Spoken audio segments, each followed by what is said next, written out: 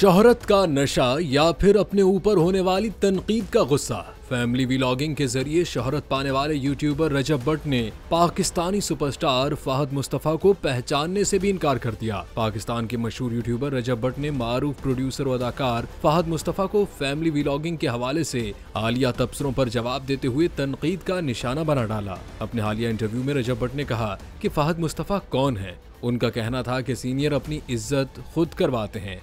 रजब भट्ट ने कहा कि फहद मुस्तफा एक सीनियर के साथ बैठकर ये बात कह रहे थे कि वो अपनी फैमिली फरोख्त नहीं कर सकते।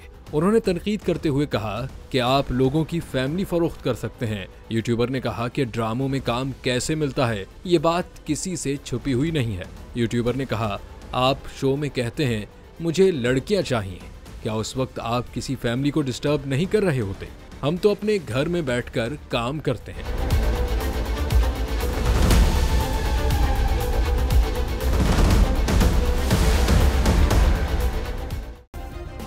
सब्सक्राइब करें और बेल दबाएं ताकि कोई खबर रह न जाए।